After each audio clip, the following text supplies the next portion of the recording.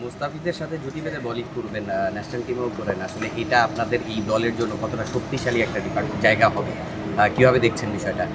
না, অবশ্যই দেন ফিজ ভাইয়ের মতো ওয়ার্ল্ডে বলার খুব কমই আছে এবং ধরেন ওয়ার্ল্ড ক্রিকেটে উনি ডমিনেট করেই খেলতেছে, যে যে কয় বছর খেলছে উনি মাশাল্লাহ ধরেন ডমিনেট করেই খেলছে। তো অবশ্যই ওনার সাথে খেলতে পারাটা, ন্যাশনাল টিমে খেলছে এবং ফ্র্যাঞ্চাইজি লিগ একসাথে খেলতে পারা, এটা আমার কাছে অনেক সৌভাগ্যের এবং অনেক কিছু শেখার আছে।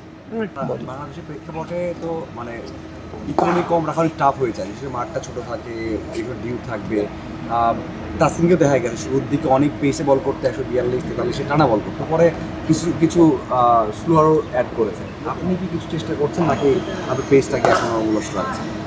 অবশ্যই আপনি যেটা শুরুতে বললেন যে পেস, আসলে দেখেন যারা এক্সট্রা পেসে বল করে তাদের ধরেন তারা হচ্ছে গেম চেঞ্জার। ধরেন কখনো এসে ধরেন দেখবেন যে এই এমন একটা ম্যাচ জিতে দিয়েছে যেটা আনএক্সপেক্টেড ম্যাচ, সে জিতাই দিয়েছে। আবার এমনও সময় আসবে দেখবেন যে ধরেন অনেক রান দিছে। তো যারা এক্সপ্রেস পেস তাদের ধরেন ইকোনমিটা অনেক সময় হাই থাকে, যেহেতু ধরেন বাউন্ডারি, আপনি বলেন বাউন্ডারি শট, আমি এই জিনিসটা কখনো ধরেন ভাবি না যে বাউন্ডারি শট কিংবা বড়। আমি জাস্ট চেষ্টা করি একটা জিনিসই যে কেমনে আমি আমার লাইন লেন্থ এবং বেসিকে থেকে বোলিং করার চেষ্টা করি।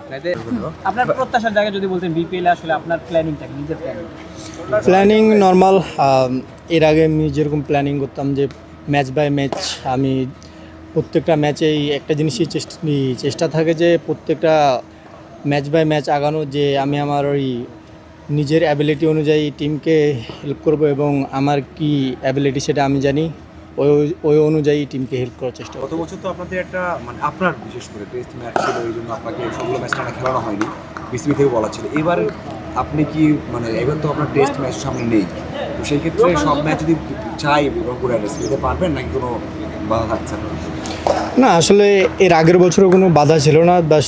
জাস্ট বলছিল বিসিবি যে তুমি তোমার বডিটা কি ফিল করে অনুযায়ী খেলো। তো এই বছরও বিসিবি থেকে কোনো বাধা থাকে না, জাস্ট তারা একটা কথাই বলে যে তুমি তোমার বডিটা বুঝো এবং তুমি তোমার নিজের অ্যাবিলিটিটা বুঝো, অনুযায়ী খেলো। তো এই বছরও কোনো বাধা নেই, তারা জাস্ট একটা কথাই বলছে নিজে ফিট থেকে খেলো এবং নিজের কেয়ার নিজে করো। আপনার বিপিএল আসলে আপনার ক্যারিয়ারের জন্য বড় একটা টার্নিং পয়েন্টও ছিল, আপনি অনেক জোরে বোলিং করতেন, তো ওই ধারাবাহিকতা ধরে রাখার নিশ্চয়ই চেষ্টাটা থাকবে এবার।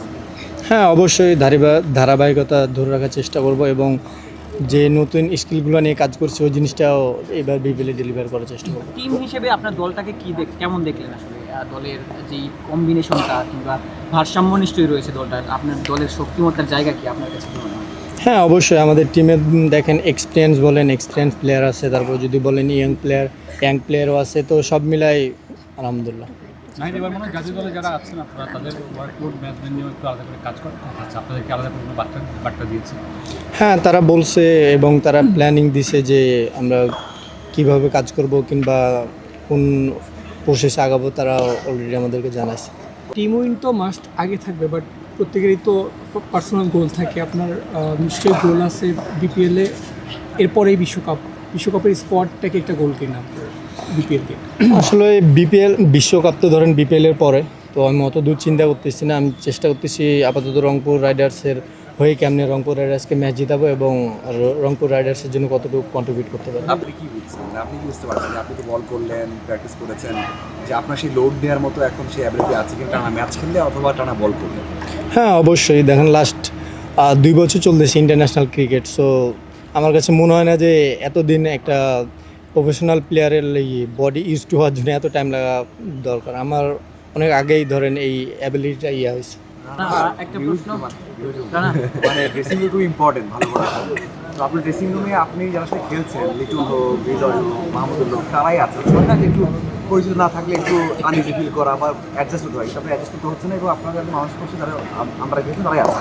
এটা কি আপনার হেল্পফুল হবে কিনা যে মানে একটু ক্লোজ ফ্যামিলি পাচ্ছেন, ভালো ফ্যামিলি আছে? হ্যাঁ, অবশ্যই ওনাদের সাথে তো অনেক দিতে খেলতেছি। আর যেটা আপনি বললেন যে সবার সাথে ধরেন মানায় না, এই জিনিসটা আসলে যখন থেকে ক্রিকেট খেলা শুরু করছে, তারপরে ধরেন বাইরের দেশে ফ্র্যাঞ্চাইজি খেলতে গেছি, তো এই জিনিসটা এখন নর্মাল। কারণ বাইরের দেশে যারা খেলতে আসে তো ওদের সাথে নর্মালি ধরেন যখন বাংলাদেশের হয়ে খেলতে যায় তখন অটোমেটিক বিপরীত টিমে এগেনস্ট টিমে তারা খেলে, তো সেরকম কোনো ডিফারেন্ট মনে হয় না।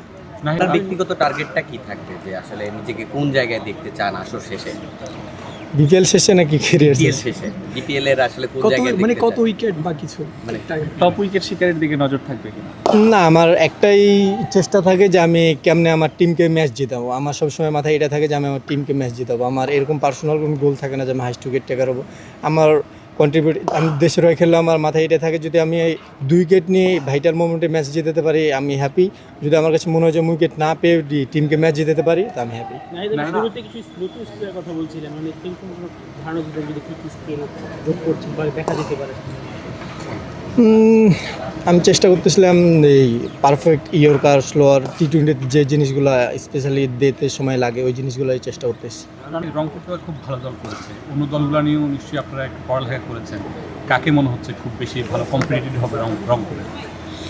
কার সাথে হবে? কোন দলকে একটু প্রত্যেকটা টিমই ভাইয়া ধরেন ব্যালেন্স, কারণ কোনো টিমই ধরেন ছোট করে দেখার বিষয় না, কারণ প্রত্যেকটা টিমই ধরেন সবাই প্রত্যেকটা টিম নিজের জায়গা থেকে বেস্ট এবং নিজের জায়গা থেকে শক্তিশালী। না, লাস্ট প্রশ্ন সেটা হচ্ছে ফিজের কথা বলছিলেন, একসাথে তো অনেক বোলিংও করেছেন, এই বিপিএলও করবেন, বলছিলেন যে তার সাথে শেয়ার করাটা অনেক বেশি ভাগ্যের ব্যাপারও। মোস্তাফিজ অনেক বড় অ্যামাউন্টে আসলে আইপিএলে সুযোগ পেয়েছেন, আপনি পিএসএল এর সুযোগ পেয়েছেন যদিও ম্যাচ খেলা হয়নি। তো ফ্র্যাঞ্চাইজি লিগগুলো আবারও খেলার জন্য নিজেকে ওইভাবে প্রিপেয়ার নিশ্চয় করার চেষ্টা করবেন, ফিজের কাছ থেকে অনেক বেশি এক্সপিরিয়েন্স গেদার করার চেষ্টা করবেন শিখে যাবেন। হ্যাঁ অবশ্যই, যখনই ওনার সাথে ধরেন থাকি উনি অনেক কিছু শেয়ার করে এবং আমি ওই জিনিসগুলো অ্যাডাপ্ট করার চেষ্টা করি। কেমনে সামনে শর্ট অফ ফর্মেটে আমার যখন সুযোগ আসবে আমি ওই জিনিসগুলো কাজে লাগাবো। আইপিএল খেলার ড্রিম নিশ্চয়ই আছে। ড্রিম একটাই ছিল, ন্যাশনাল টিমে খেলা খেলছি। আমি যদি সামনে আমি অটোমেটিক ন্যাশনাল টিমে যদি ভালো করি অটোমেটিক আমার ফ্র্যাঞ্চাইজি থেকে সুযোগ আসবে। সব ধরনের খেলার খবর পেতে সাবস্ক্রাইব করুন, সঙ্গে থাকুন খেলার পাতার।